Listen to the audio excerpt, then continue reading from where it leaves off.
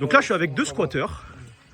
3 squatteurs. Cela fait quelques mois qu'il y a des squatteurs chez moi, je vous raconte ça dans cette vidéo.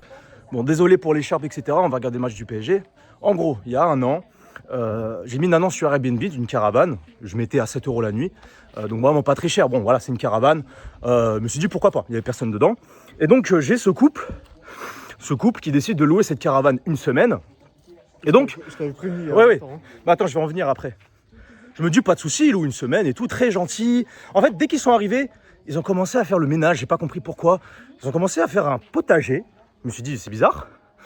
Jusqu'au moment où ils me demandent si c'est possible, de rester plus longtemps ici. En fait, de louer la caravane pendant plusieurs mois et de louer au mois. J'aurais dit oui, il n'y a pas de souci. Tant que vous venez pas chez moi, tant que vous me cassez pas les couilles, il n'y a pas de souci. Erreur. Parce que moi, j'ai un cœur. Et il semblait que ces personnes avaient perdu le logement. Ils avaient perdu leur logement, ils n'avaient plus de logement, petit rappel. Et au fil des mois, j'ai laissé passer. J'ai laissé passer parce que, en fait, ils ont commencé à s'installer. Ils ont commencé à mettre partout leurs affaires. Attendez, je vous montre. Ils ont commencé à mettre partout leurs affaires dans la forêt. Donc ça commence ici, tac, ça continue là-bas, évidemment. Voilà, c'est caverne d'Ali Baba.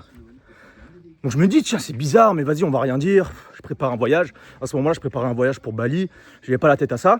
Et en fait, j'apprends que pendant mon voyage à Bali, j'apprends qu'ils sont dans ma maison. Ils se sont installés en bas de la maison. Et j'ai rien dit. Je suis rentré en fait de mon voyage. Vraiment, je suis rentré de mon voyage et j'ai laissé passer parce qu'au début, il faisait pas trop de bruit. Et comme c'était l'hiver, à ce moment-là, ça devait être décembre 2024, je me suis dit, bon, c'est l'hiver, il fait froid, c'est vrai, dans la caravane, il fait pas très chaud. Je vais laisser passer et je vais voir jusqu'où il... Et il faut savoir que pendant 4 mois, ça a été comme ça. Musique à fond toute la journée,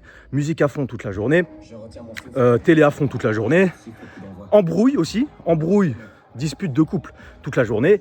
C'est extrêmement dur jusqu'au moment où j'explose et je les vire de la maison. Je les vire de la maison et je leur dis d'aller dans la caravane parce que vous savez, en France, pour virer des squatteurs, c'est compliqué. C'est très compliqué. Et maintenant, on en est là. On est là avec ces gens qui veulent faire leur loi, qui veulent pas partir de la caravane. Et je comprends pas comment ces gens-là peuvent se penser chez eux. Il n'y a qu'à voir. Regardez. Le potager, ils ont décidé de faire leur potager. Alors que j'ai rien demandé, je peux en préciser, je leur ai rien demandé du tout. C'est leur potager, c'est à eux. Il y a leurs fruits et légumes, c'est pour eux. Pareil, on a des poules, les œufs, c'est pour eux. Donc je leur ai dit d'aller dans la caravane, et maintenant qu'ils sont dans la caravane, ils ne payent plus le loyer de la caravane. Voilà. Du coup, comme je suis chez moi, j'ai décidé ce soir de faire la fête et de lancer des feux d'artifice et des pétards. Donc voilà, j'espère que ça va pas trop les gêner. Mince alors, je suis chez moi, je fais la fête, il va pas sortir de chez moi. Mince alors. Donc voilà, on va mettre des pétards un peu partout pour faire la fête, pour le match. Quand même, c'est un...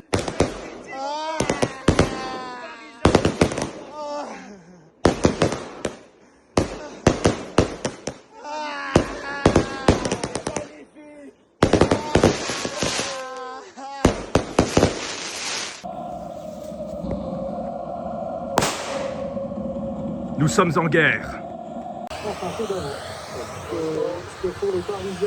Paris SG. Wouh!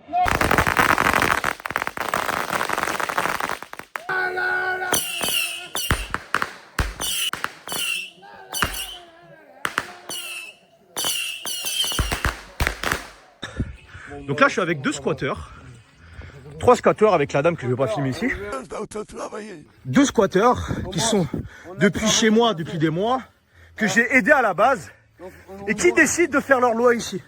Vous êtes qui? Vous êtes qui? En fait, ce qui me fait le plus mal dans cette histoire, et c'est vraiment le truc qui m'énerve le plus, c'est que ces gens à la base, ils ont loué cette caravane sur Airbnb une semaine.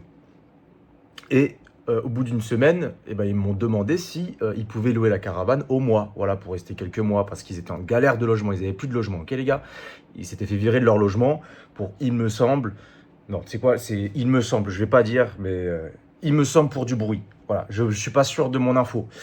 Mais bref, on s'en fout de ça. C'est vraiment ça qui m'énerve le plus, c'est que ces gens-là, je leur ai tendu la main.